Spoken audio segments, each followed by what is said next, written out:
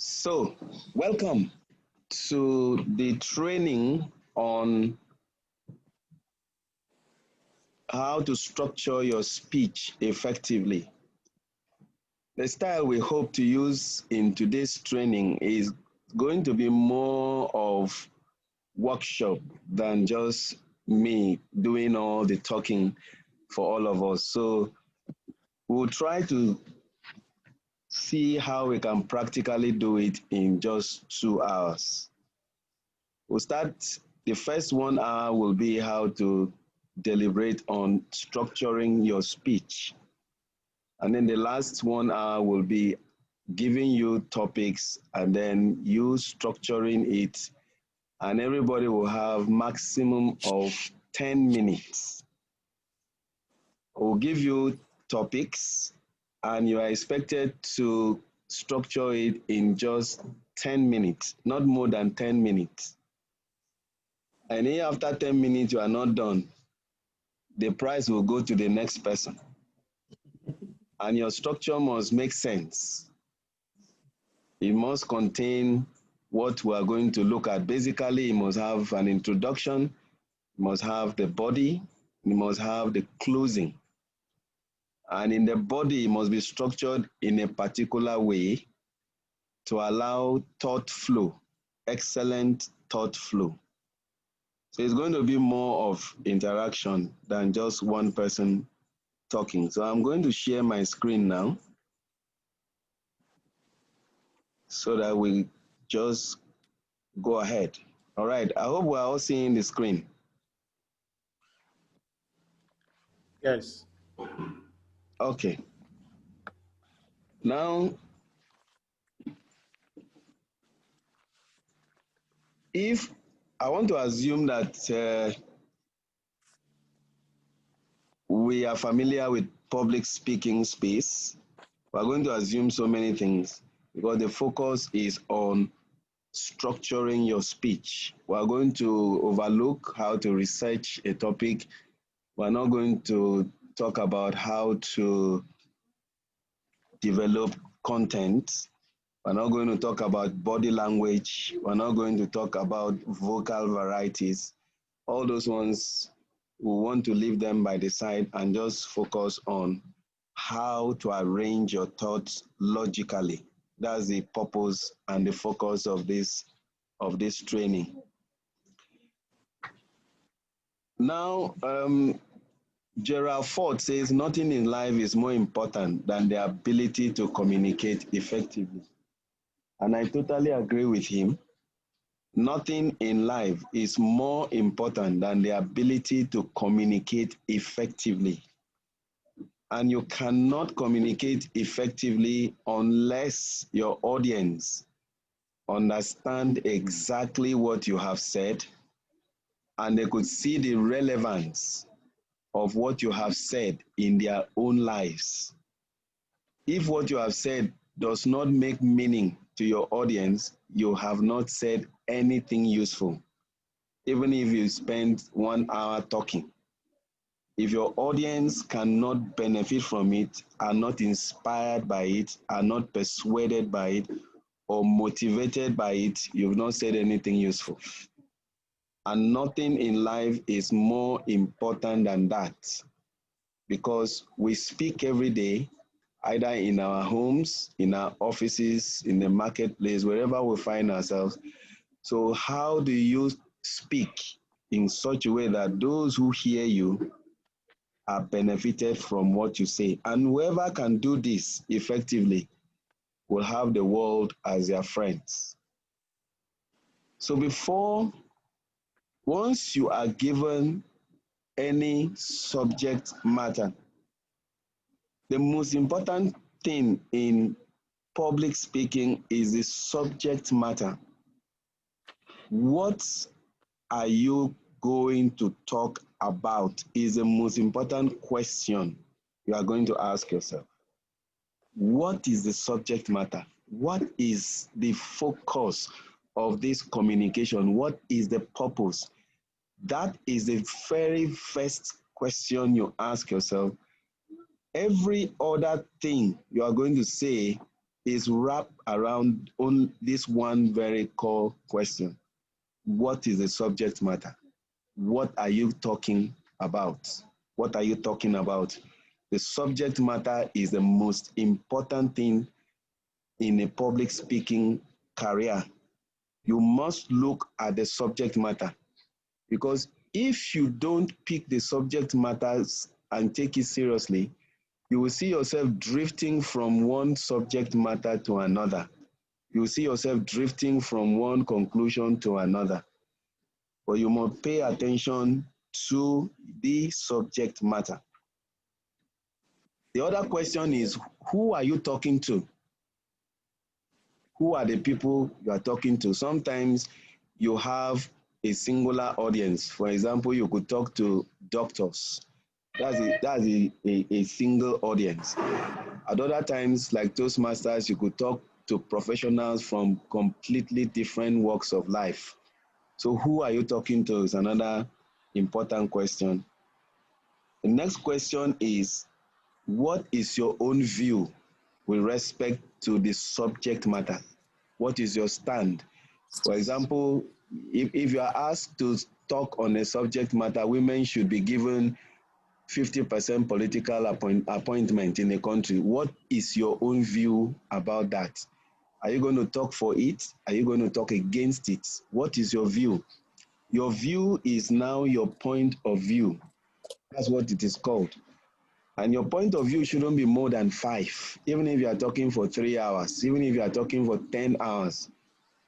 Maximum 5 is okay for anything you want to say.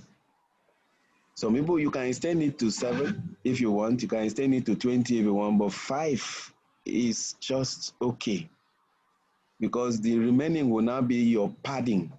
Your padding can make it swell, can add so much for you to say, but you shouldn't have more than 5 points of view. 3 is ideal. 3 point of view about any subject matter is just ideal for that time. For that time is very important. And then the next question is, how will you support your point of view? Assuming you want to speak for that title, women should be given 50% political appointment. What kind of view? What would you use? Are you going to use statistics? Are you going to use stories? Are you going to use history? Are you going to use humor? What are you going to use? What will you use to support your own point of view? Now, once you're able to answer these questions, you put yourself in a position where you are now ready to talk about that subject matter. The other category of questions is, after you finish speaking, what would you want your audience to know? What would you want them to do? And if they do those things, what are the benefits? For instance, what I want you to do after this training is to be able to structure your speech effectively. And then if you're able to structure your speech effectively, what will be the benefit?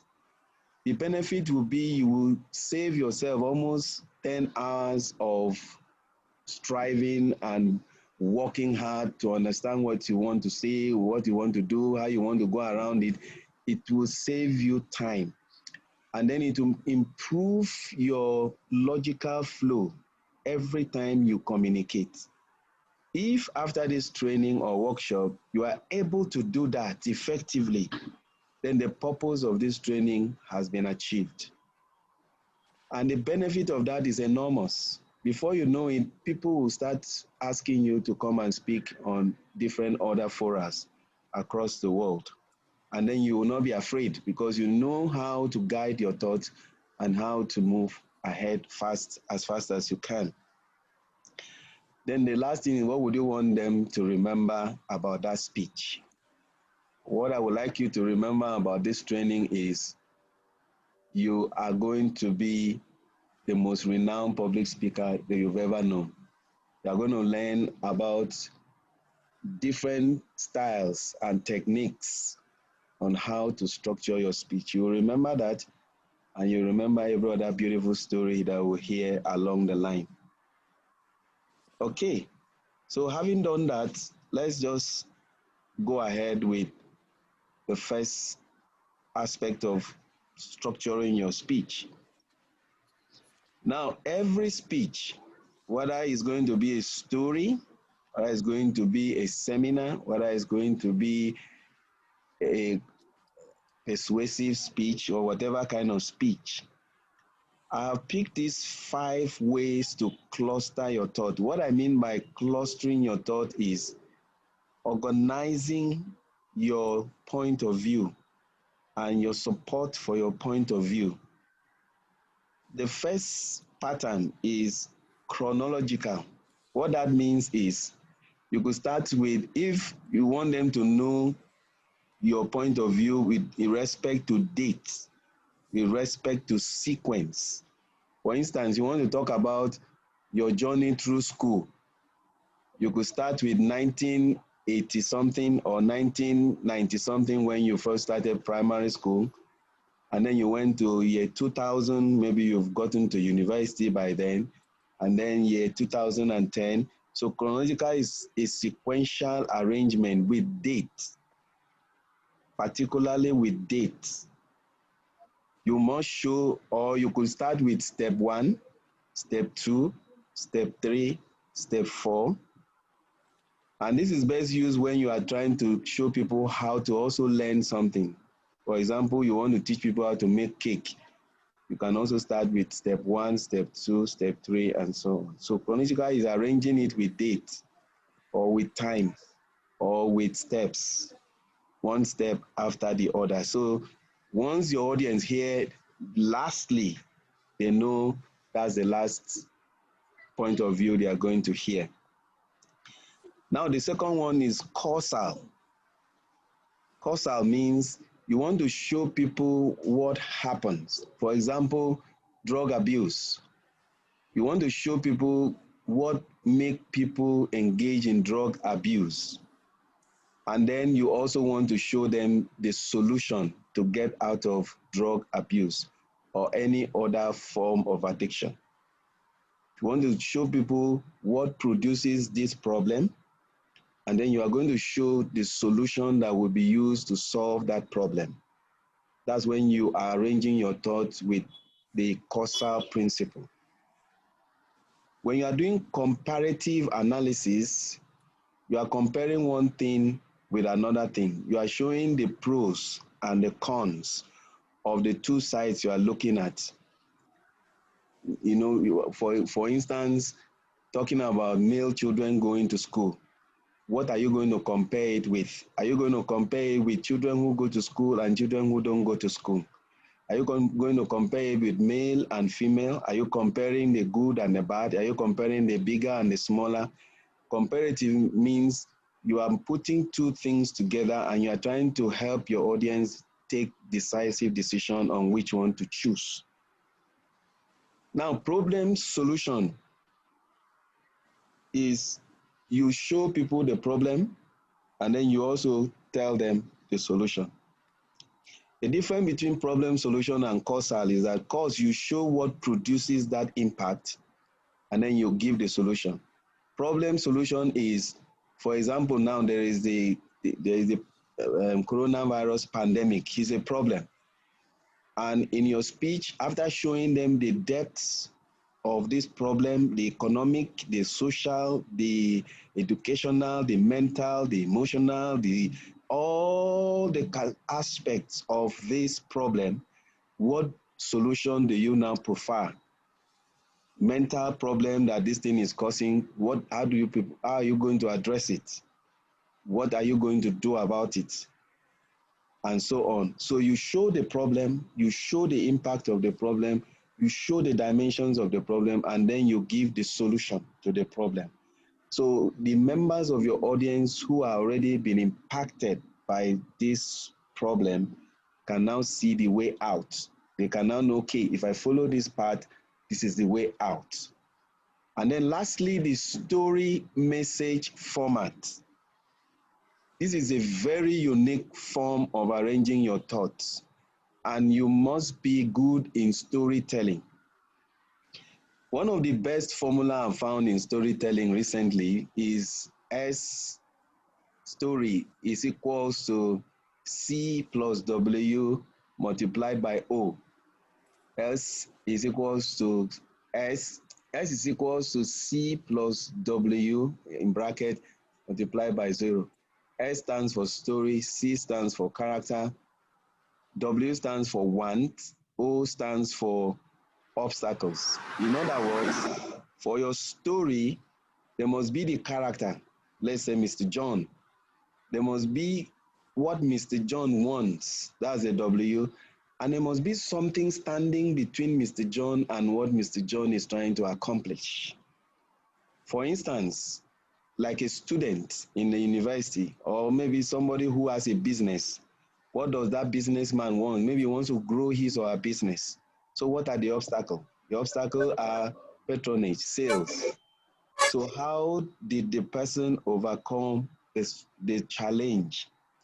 And then you tell the story in a very dramatic way, and then you give the message, the morals of that story. In that case, you will have 3 different stories to be your point of view, and then you have 3 very important message or morals that could come from those stories.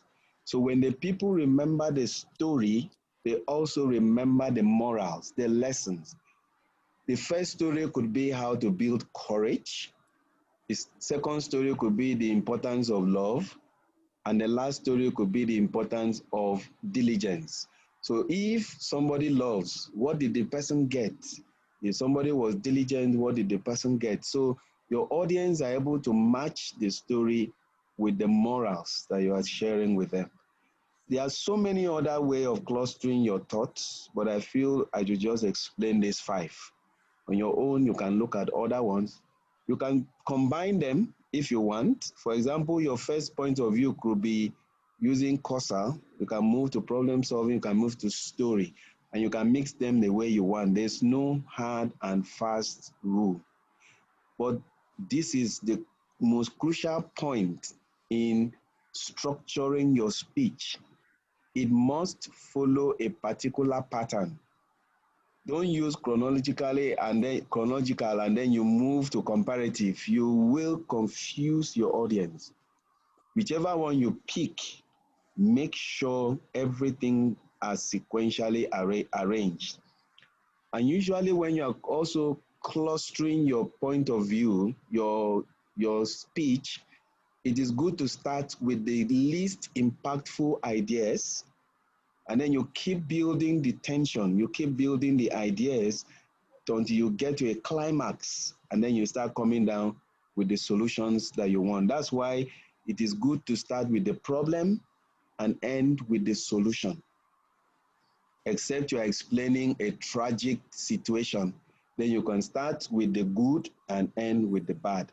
But usually the better structure for your audience is you start with the difficult and end with the easy. You start with the problem, end with the solution. In that way, your audience are inspired, they are encouraged, they are motivated, they could see life from a completely different point of view. So this is important in structuring your speech, especially those of us who are in Toastmasters. For every speech you are coming to say, try to pick one of these way of clustering your thought. Is important. Deliberately pick one of them and structure your speech according to what they say. It's very important. Don't just give the speech. Just maybe speech 1, I'm going to use chronological template. The speech 2, I'm going to use the causal template. The next one, I'm going to use comparative analysis. I'm going to use problem solving. I'm going to use story message. Deliberately put all your speech according to any of these 5. And I tell you, with time, you'll just discover that you are growing in the structuring of your speech. Okay, now having learned this, before I go to the different types of how to structure your speech, the topic for our discussion, I'm going to talk to all of you as one person now. You have invited to Toastmasters International Convention 2020. that is taking place in September 14, and you've been asked to speak on this title, The Best Way to Improve Your Public Speaking Skills. The best way to improve your public speaking skills. That's the title for your discussion. The best way to improve your public speaking skills. And you've been given 20 minutes to speak on this topic, the best way to improve your public speaking skills. Now, question is, how do you structure this speech? How do you structure this speech? Remember, the subject matter is how to improve public speaking skills. So the question is, how do you structure your speech? How do you structure your speech to deliver extensively on this subject matter? Now, your audience are a spectrum of people from different professions. You will have 500 people in that audience to speak to, and you have only 20 minutes to deliver your speech. So let's see how you should structure a speech like this. And at this juncture, every one of you are free to unmute yourself, and then we will continue. It's going to be discussion all the way from now on. Now, the traditional speech structure is there must be an opening, there must be the body, there must be the closing. The title is how to improve public speaking skills. So how are you going to open your speech? What will you be discussing in the body? And what will you be discussing in the closing? So let's go. How to open your speech. The speech title is how do you improve public speaking skills? So to open your speech, the first thing you do is to get the attention of your audience. That's number one. That is the focus of your opening. There's no other thing you need to contain in the opening than attention. You have to get attention to yourself 100%. Or worst case scenario, if you can get 98%, that's fair enough. But don't get less than 70% of the attention. So the opening must be to grab everybody's attention. All eyes must be on you.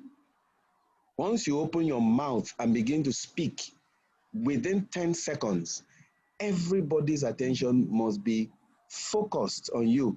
And the place must be as quiet as it can ever be. So the opening must be very sharp, must be very exaggerated, must be inspiring. You don't go there in the opening and then you start talking. No, it must start with a bang, start with power. And to do that, you could use a story, you could use humor, you could use analogy, you could use references or quotes, you could use props or pictorial display, you could ask a question and request a response. You could interact with them with the current issues that are peculiar to all of them. But the focus of your opening is to make sure that everybody's attention is on you. Remember again, you are speaking on how to improve public speaking skills. So what will you start with out of these 7 or 8 methods? Which one will be most effective in getting your audience attention fixed on you within the first 10 seconds of opening your mouth? Which one would you prefer? Would you start with a story about someone who was poor in public speaking? Remember, your story must be relevant to the subject matter. And please, you can't go outside your subject matter as a good public speaker. Don't go outside your subject matter. Even when somebody asks a question Bring the question to the subject matter, and if it's outside, ask the person to see you later. Don't distract yourself or your audience from the subject matter. Okay, now let's move on. So you could tell them, start with that, tell them your point of view, tell them the general action step, tell them the benefit, and then transition. Okay, so first thing you do is get the attention. Attention could be any of the story. Tell them what they stand to gain, and immediately you are done. The next thing, I hope we are getting in. First thing is opening with this to get attention. Second thing is to know how to transition. Transition means to move from opening to the body, and within the body to move from one point of view to another. You have to learn how to transition effectively. I'm just trying to rush through it. Okay, now transition, there are three of them. If you are making comparative comparison, you could use the word on the other hand. Okay, so immediately you use the word on the other hand, the audience will know, okay, he's going to say something different. When you are giving important information, one way you can transition is to pause. When you're finished talking, you pause for at least 30 seconds. If you can wait that much, or 10 seconds is better. You could pause and allow your audience to absorb what you've said, and then you move on to the next one. So that's another way to transition. The last one is if you are talking about practicals, you could say first, you could say second, you could say from start, middle, ending. You can use any of these methods to transition. Transition is to help you move to the next idea. So depending on what you are saying, once you use conversely, it means you are saying something different. When you use on the other hand, however, but, they are all transitions to help you move to something different from what you have been saying. Please don't use conversely if you are going to say the same idea. Don't use on the other hand if the next idea is similar to the other one. Just pause.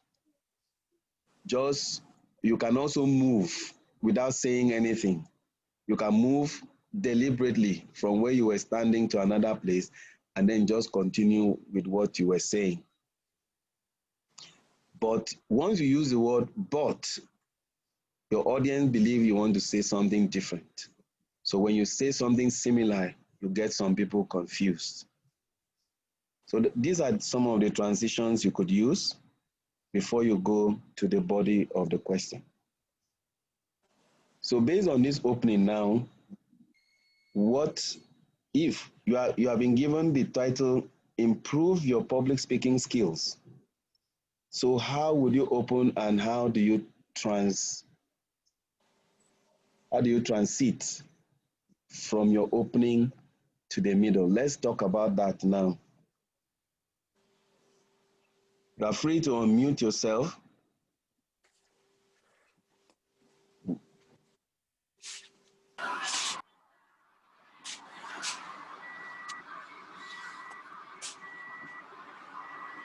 We're talking about how to structure your speech. We've seen the opening, we've seen the transition. Now the title of our presentation is How to Improve Your Public Speaking Skills. So how would you open that? Let's hear you speak. How would you open such a speech? Let's hear someone try.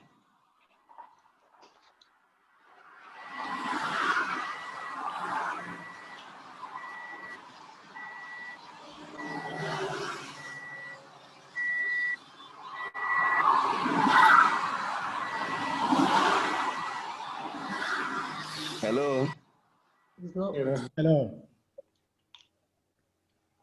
Go ahead. Welcome, Osasu.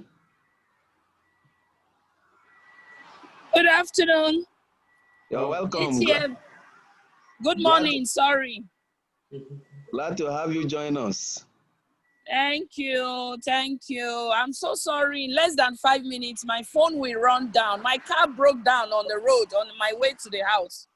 My car broke down. Yeah, sorry. And I can't leave the car. So, Oh, so sorry. Well, yes. you will have access to the video later. Okay. Thank you. All right.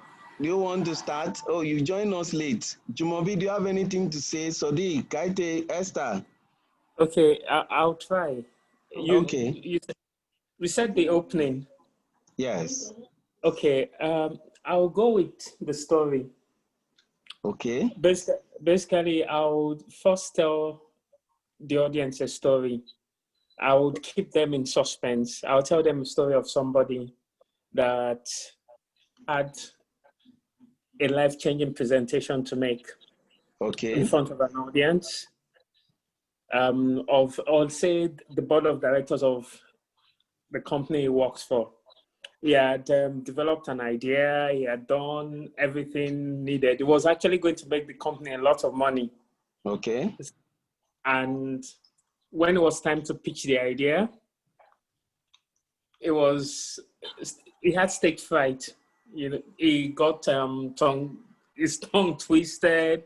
Basically, there was palpitation in his heart. His hands were sweaty. Just describe all the nervous emotions people face when they can actually communicate. Okay. Then I'll ask them, guess what happened? It's a story. I start with a story and I mix with a little of suspense. Yeah, that'll be how I'll start it. Okay, fantastic. Kaite, how would you start? Will you use story? Would you use humor? What will you say? Will you ask a question? I guess I'll also start with a story. Okay. I always start with a story because a personal story which I'll be able to flow and have my audience connect with it, and which is basically why I went into the search of better public speaking skills. Okay. And the story will go forth like Toastmaster Jumobi has explained. You are at that special occasion where expectations, people think, oh, you can do it. You've been doing it, but you've never been on this big stage. And don't forget, like what you just told us, we are supposed to make like a 20-minute speech in front of a diverse audience, you know? So, and then automatically, even if you're a good speaker in your own small zone, you have to like prepare for this bigger stage, which is what we are always coming out here to do. So by the time I tell them the story, what I went through, how the tongue was tied, how the butterflies, how it was even noticeable by the people that, had that confidence that I could do it. And, by doing that, with all the illustrations and, variations that you add to it to make the drama really visual, you could really feel it. I think after that, I have taken them to a height whereby they will want to know, so how did you get here now? The story you just told us, we can visualize you there. And now this is you doing this in a great way. If you can do it, I think I can do it. So that would be my starting point. Okay, so you also use story. All right. Yeah, story is usually one of the most effective anyway in opening a speech. Does any other person, would any other person use a different way to begin? Yeah, can I come in? Okay, so they go ahead. Esther. Oh, Esther, sorry, Esther. Sorry about that. Please go ahead. Yeah, stories are good usually, but it's good to tell a brief story so that people's attention are still wrapped on you. If your story becomes long and is not interesting, it has to be an interesting story as well. If it's not interesting and it becomes long, some people could just switch off. But then another way to start it is with humor. People like humor, especially in this stressed environment that we're in now. Humor will go a long way in doing, giving people some comic relief. So if you think you're humorous or you believe you are humorous, you could just crack a small joke that will send people laughing, and then people will just get the impression that, oh, this guy or this woman is a funny person, and that gets their attention. They will believe that whatever you are going to tell will be interesting or funny. I mean, that is a way of getting people's attention in opening. Humor, the use of humor. Absolutely, you are very correct, Esther. Humor is also very effective way of speaking. Let me also add my voice. Oh, okay. Okay, so they go ahead. Yes, for me, I would like to start by using a reference or quotes. Okay. Just put like a question, like statistics. Okay. Tell them on, I will give them statistics on why public speaking is very important to our personal life and our professional development. After narrating, I will back that up with a good statistics from a well-renowned or a reputable organization. Make a little explanation about that. I will now transit by asking them question. That what if I tell you, I can share with you how you can be able to navigate or becoming a good public speaker. So I make use of both statistics at the beginning, explain a bit of the importance using that statistics, then follow it up by asking a question before delving into the process of how to become a good public speaker.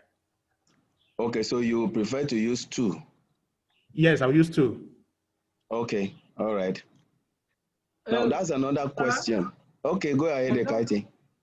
Okay, I was going to say that, you know, while telling your story, you won't just tell story dryly, because like you can combine it, and definitely while telling story, I'll combine it with humor, because you need to, like the former speaker said, Toastmaster Esther, I guess, when you tell story, you use humor, it relaxes your audience. But then you have to be careful with humor, because what you might think will be hilarious might not be to your crowd, you know? That's always the thing about cracking jokes. Like you go to a place or using humor, you might think that, oh, this is going to sell. And when once it didn't sell, you didn't pull it well, you know, you lose the attention of your audience immediately too. Absolutely, absolutely. Can I say something? Sorry. Okay, go ahead, Jumobi. Yeah, I just write on what Toastmaster Ekaite said, and the previous speaker, the lady, Mrs. Esther.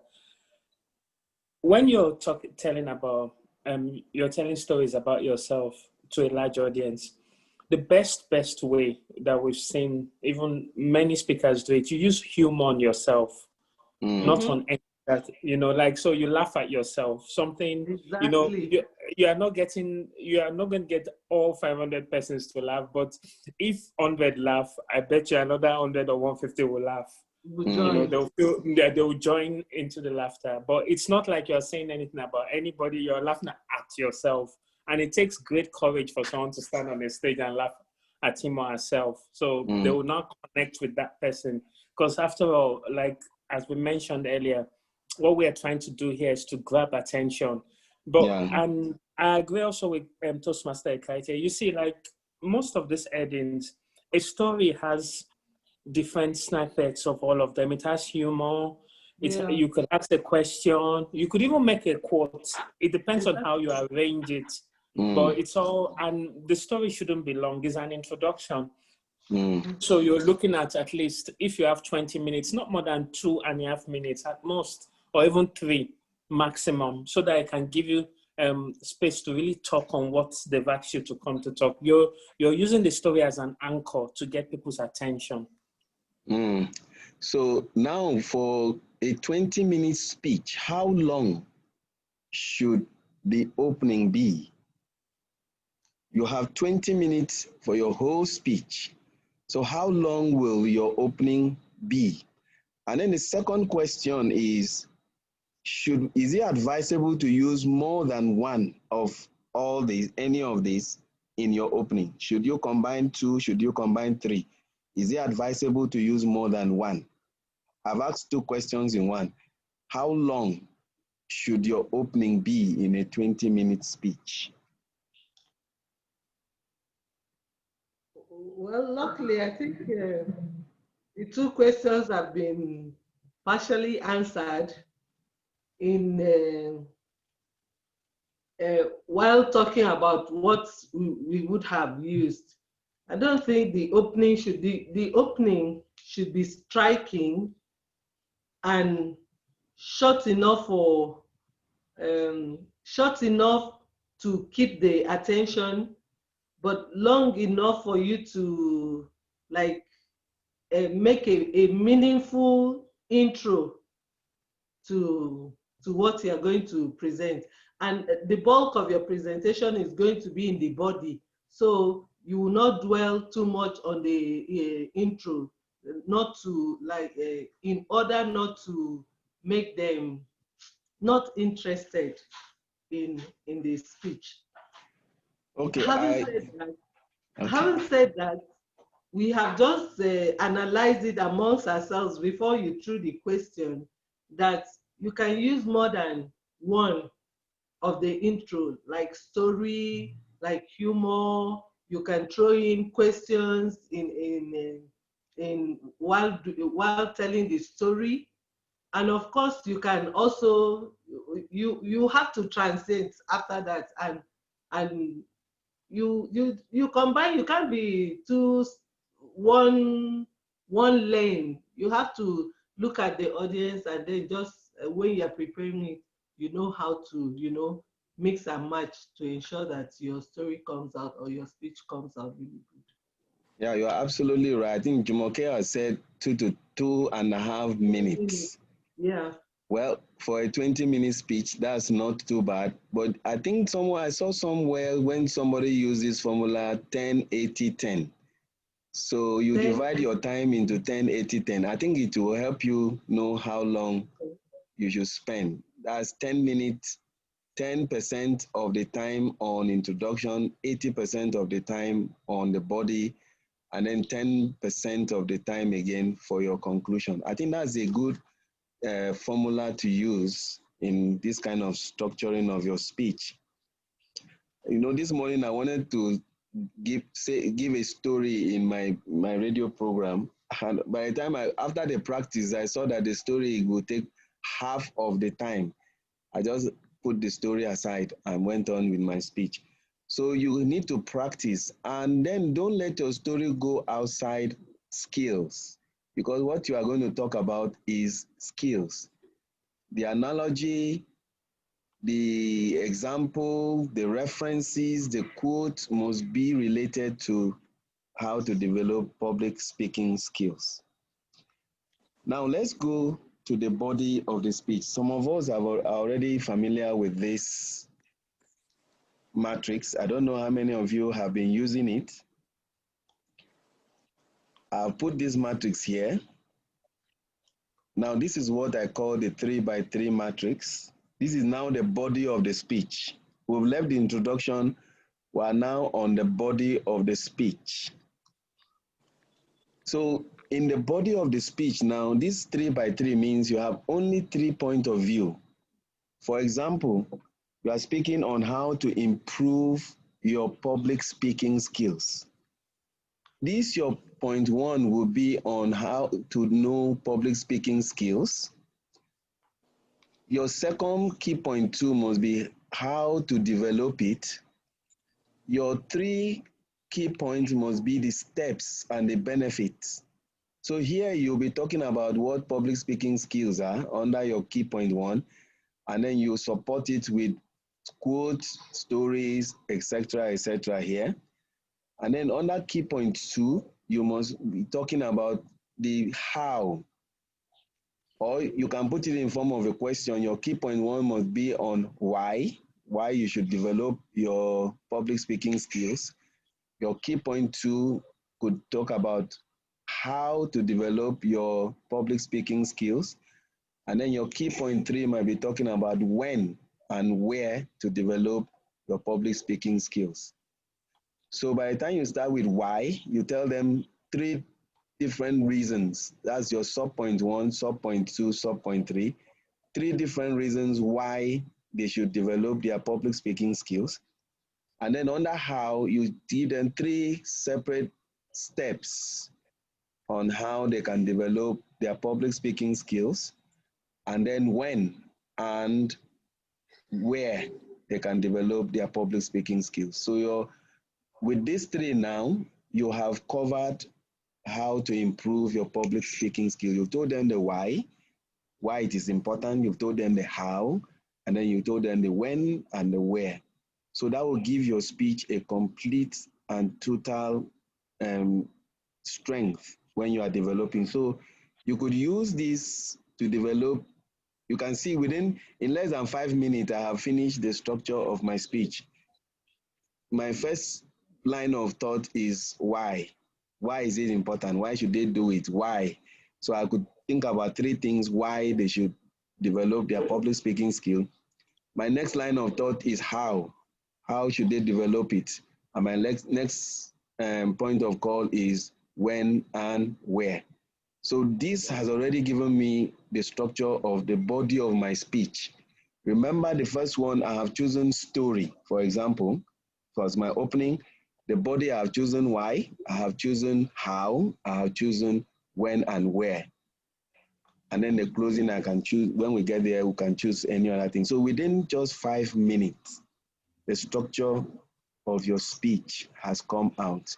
It doesn't matter which kind of audience you are talking to. The content of what you will now be filling in these broad categories you have created will now be audience oriented. But you've gotten the structure of what you want to talk about. Why, how, when, and where. You've already gotten that structure in your head. So it's just to fill in the content.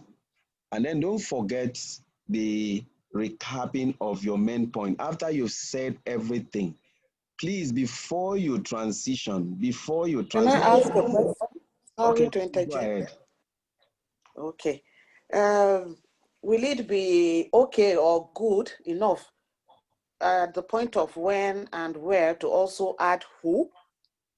Yes, you can add who. Okay. You can add who. You can make the first one when, the first sub point here when. You can make the second one where. You can make the last one who. Who, okay. It's totally up to you. You can structure it anyhow you want. It's totally left for you. Or you can even make the first one why, the second one when, the third one who. It's totally left to you.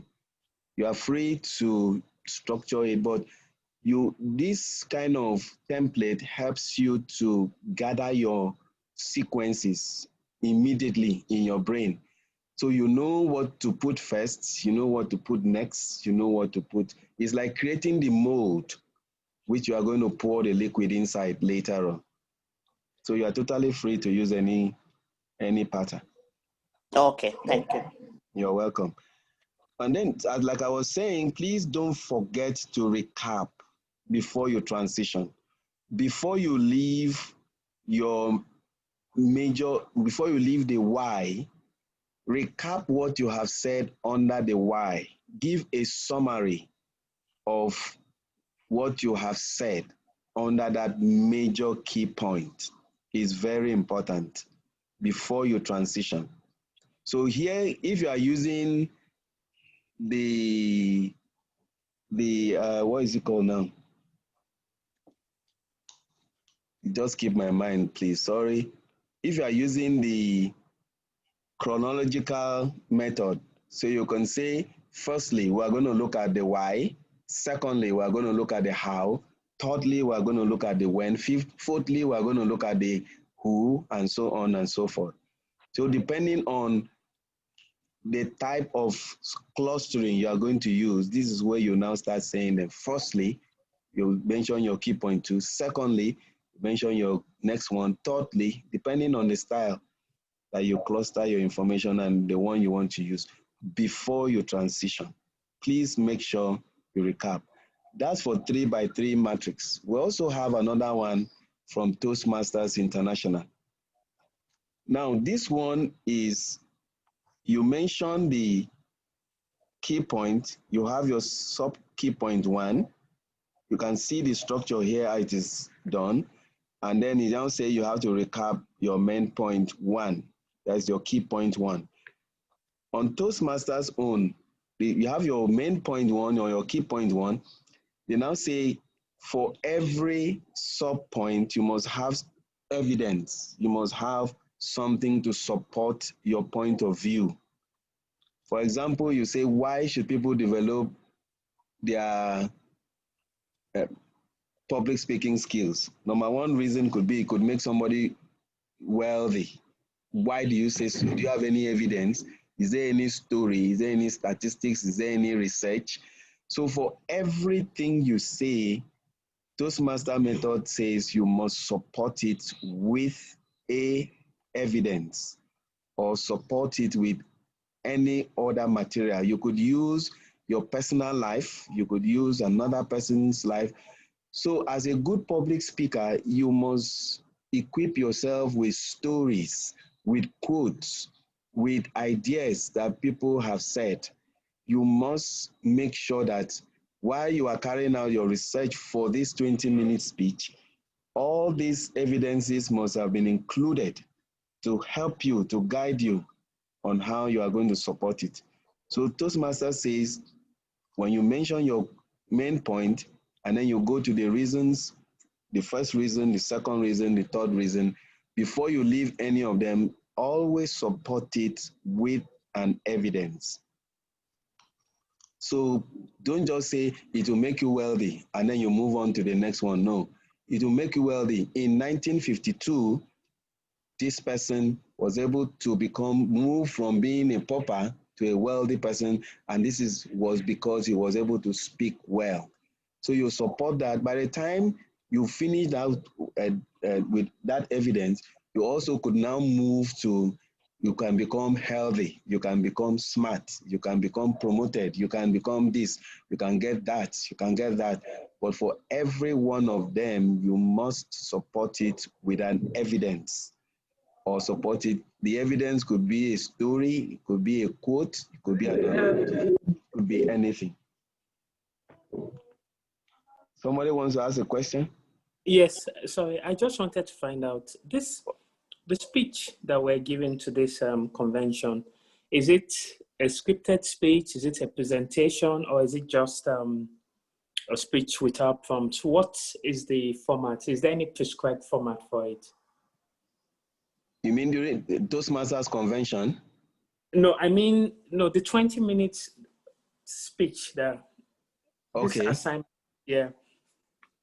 So, introduction to Toastmaster International Convention 2020, best way to improve your public speaking skills. Is it going to be given without notes? You know, what kind of speech is it? Or is it with presentation?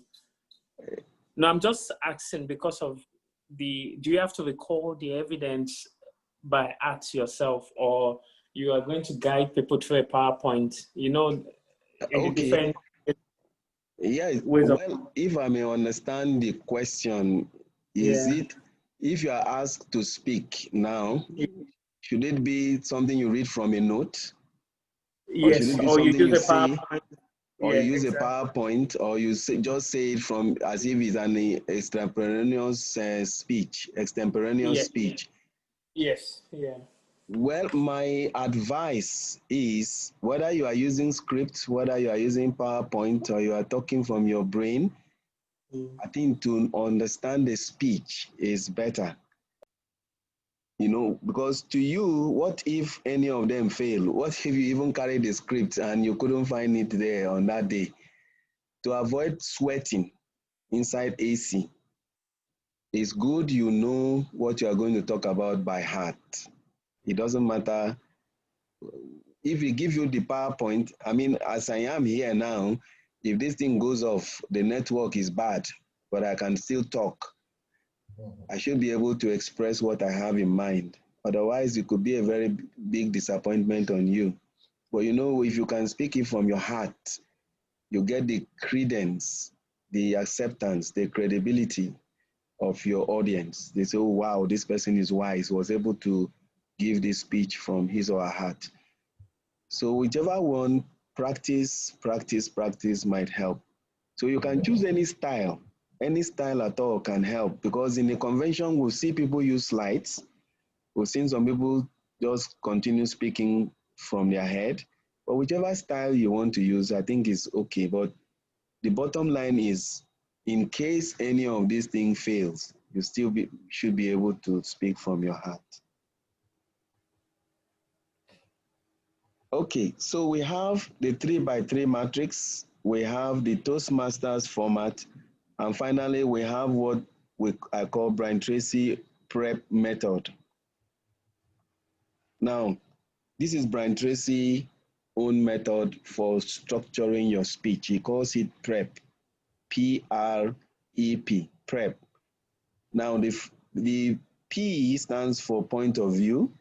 The R stands for reason for the point of view. The E stands for example to support the point of view. And then the P stands for point of view restated.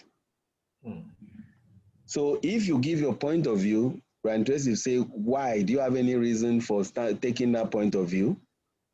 For example, they say women should be given 50% political office. And you say, yes, I agree. Do you have any reason why you agree? And if you don't agree, do you have any reason why you don't agree?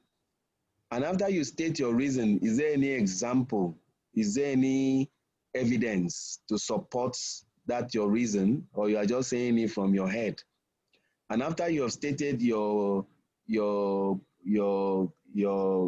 what is it called now, your example, you need to also restate your point of view again before you transit to the next point of view.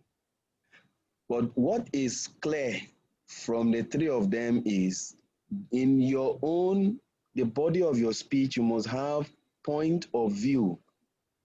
You must declare where you stand. You must declare your own perspective, and you must make it very clear.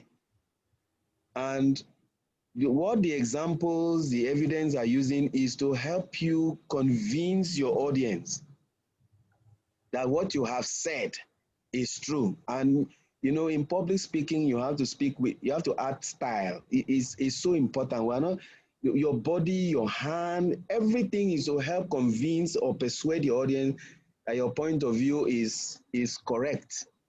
You know, like I think I was listening to Jim Rohn, and he said he was so fascinated that people who speak with passion always convince their audience better than people who speak with eloquence. Because he said one public speaker was talking about and trying to convince his audience that the grass is blue. Okay, it was Dale Carnegie. He was trying to convince his audience that grass are always blue. And the passion with which he was saying it, some of the audience were already believing that grass is blue. Grass could sometimes be blue, even when you are seeing it to be green, you know? And he gave them instances upon instances with so much passion and intensity, with enthusiasm. And once people see that, people will feel that for you to speak with this kind of passion, that thing is so important and that thing is so real. Meanwhile, it could just be fable. But when you know that what you're saying is true and is real, you need to add the passion. Don't say it in a dry manner. So every other thing is to help persuade your audience that your standpoint is correct. For instance, if you say women should be given 50% of political office. And the way you say it with passion, with giving examples, using Margaret Thatcher and other other political women who have excelled, could help convince whoever you are talking to that it is correct, it is good. And if you are talking about public speaking skills, and you're talking about body language, you're talking about vocal variety, your pitch, your tone, the way you say it should convince your audience that yes, developing public speaking skills is the ultimate thing in life. For instance, you can see, look at what this quote told us. I mean, somebody said, nothing in life is more important than the ability to communicate effectively. I mean, if you're making this kind of statement, it's a complete statement. Nothing in life. I mean, it excludes every other thing. And as far as communication is concerned, whoever read this kind of quote, it takes communication very seriously. So whatever other, if you mention this kind of quotes on how to persuade your audience on the importance of developing public speaking skills, it should be so passionate. It should exude with passion, with enthusiasm. You don't need to. So all what you're using to support your point of view must be very cogent and fantastic evidences, proofs, props, whatever you use, which are all on this list. This list doesn't need to stop only at the opening. You can also infuse them into your body, into the body of your speech, and infuse them into your conclusion. They don't need to remain only at the opening. They are very important. These are the flesh that you add to the skeleton of your speech. Wow. So one thing is clear from these three different ways of structuring the body of your speech. First, there must be the point of view. Second, there must be reason. Third, there must be example. Please don't forget this structure. Why do you say public speaking is good? What is the reason? Do you have any example? Please don't give a speech without example. It is the example your audience will remember. They may forget the point of view, but they may never forget the example, especially if that example is a story that was very passionate and touching. So fill your speech with example. You know, if you read this book, How to Win Friends and Influence People, the ideas, the 30 principles in that book, if you arrange only those principles, it can be more than 5 pages, but the book is over 200 pages. Every other thing in that book are all examples and instances of people who use those principles and the outcome they got. And that's what makes that book great up till today. It was written, I think, around 1924, but it's still alive today.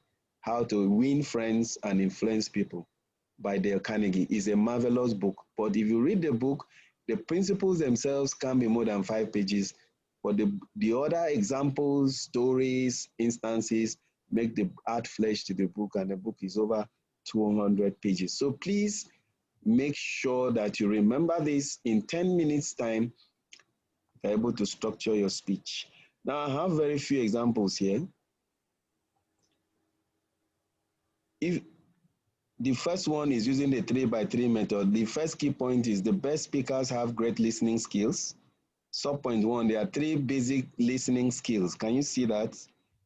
The first point of view you say is the best public speakers have great listening skills. So one public speaking skills you want to talk about under your first point of view is listening skills. And then your subpoint is there are 3 basic listening skills. So you go ahead to tell the audience about those 3 listening skills. And then, no, the second point is you now use an example, a review, a reference from Harvard Business School. And, you know, say that according to Harvard, bright people always listen well. And the third way you want to support your point of view is my greatest achievement in relationship is due to my capacity to listen effectively. Now, the 3 sub-points as aligning with your key main point, which is listening skills. You tell them the types of listening skills. You tell them something that has been done on people who listen well, and then you share your own personal story on why you listen well. And then you can now conclude to say, to become exceptional public speaker, you need to develop your listening skills. So this is an example of how you can use the 3x3 matrix, or any of them, because they are all similar. They are very similar in their arrangement. The Toastmaster method can use the same thing, and then the Brian Tracy on, from a different point of view, more people are going to make more money in the next 10 years. So why do you say so? First of all, he uses the statistics. The number of millionaires, most of them self-made, has increased 60% in the last 5 years, and the rate, you know. And then he also used a quote, Business Week magazine, to support his point of view. And then he restated the point of view as saying that there have never been more opportunities for you to change the story of your life than now. At this point, you can now say, well, the next public speaking skills is, the next item is, the next. At this point also, you can pause for like 10 seconds before you start saying something else. But please make sure that your audience know you are done with this point of view before you move to the next one. And then closing is also similar to opening. Yes, I'll stop here. Is there any question before we go on break? Because by the time we come back from the break, you are going to structure your speech. I'm going to give everybody their own speech. You will structure it and then tell us what you have in mind to tell us. Any question at this juncture?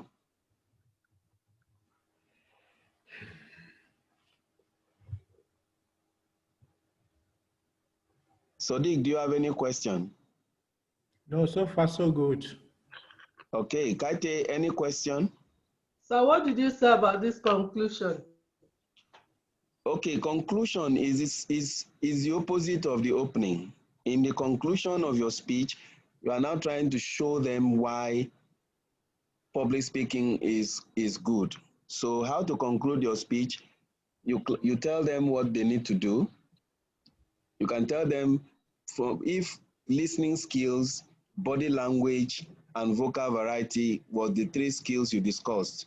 So when you are concluding, you can now say, remember to develop your listening skills, make sure your body speaks while you are talking, and inflects your voice while you are presenting your ideas. Let's say those are the 3 ideas that you shared. So you clarify what they need to do, because you are now trying to recap what you have said all through. This next thing is you state your point of view now. People who communicate well stand a chance of becoming wealthy. That's your point of view. People who communicate well stand a chance to become wealthy. So you can restate your your point of view again, and then you end with either a story, a statistics, a poem, anything that could last long in the memory of your audience. That story is to cap everything. That poem is to cap everything you have said. Even if they forget every other thing you have said before, they must not forget this story or this poem or these statistics. So that's how, in your conclusion, you are simply winding down. In your opening, you are starting. In the conclusion, you are reversing it, winding down. And then the last point at which you stop is end it with either a story, either a poem. In fact, most poems are even more effective.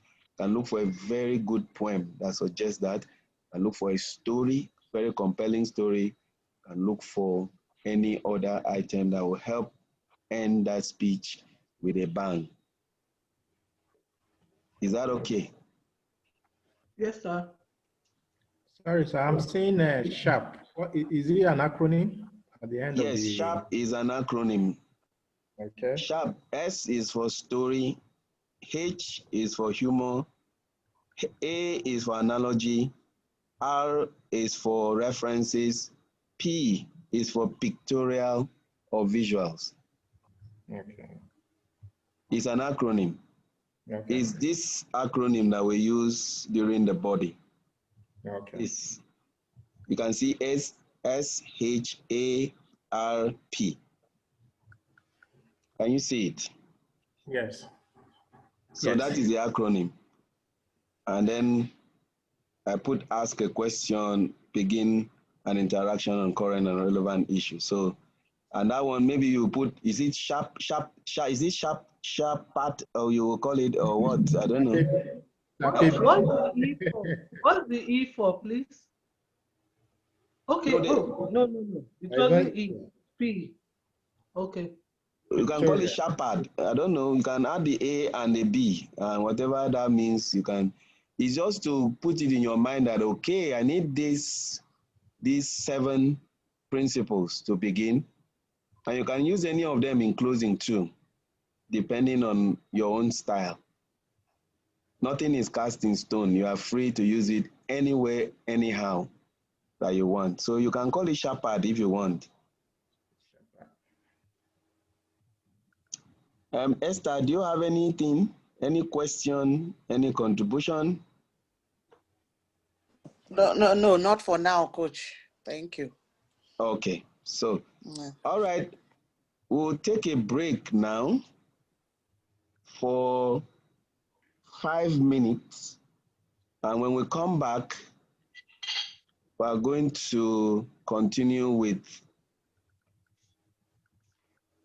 I'm going to give you titles, topics, and you have 10 minutes to structure that topic.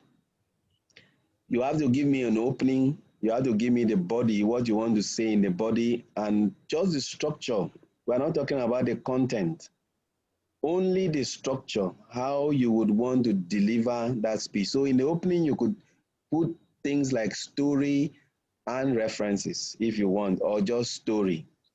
In the body, you can put your point of view. Please take note. Your body must look something like this. Any of these is good. You can have 3x4, 3x5, 5x, I don't know. It's totally left to you. It's totally left to you. You can structure it anyhow you want, but it must have your main point, it must have the sub point, and it must have how you are going to recap it. Please, let's take note of this structure. It's very important. Once you, going forward, all your speeches must follow this structure. It's so powerful and so effective. You can use it to give any kind of speech for any length of time. It's so important. So you can choose any of them, whether Brian Tracy prep method, you can choose Toastmasters International method, you can choose the 3x3 matrix method. It's all left to you. They are all the same thing. It's just the style that is different. So you're free, but your structure for any of those titles must align with this kind of arrangement. And then you must have your conclusion. Your conclusion you must state what the people should do and the benefit they will get. You must restate what you've been telling them, and then are you going to end with a story? Are you going to end with analogy? Are you going to end with a prop? You know, when I was watching Toastmaster Wayo, he ended his speech with a prop by allowing the balloon fly into the air. You know, that was very effective. So you must also decide, what am I going to end my speech with? It's very, so for every title that is going to be given to us, that is the structure I want to see. Okay? If you want to share your screen, you can. If you don't want, you can just tell us verbally. Are we together? Yes. Okay, so we'll take a break. This is 12:15 or 12:16. We'll come back by 12:21.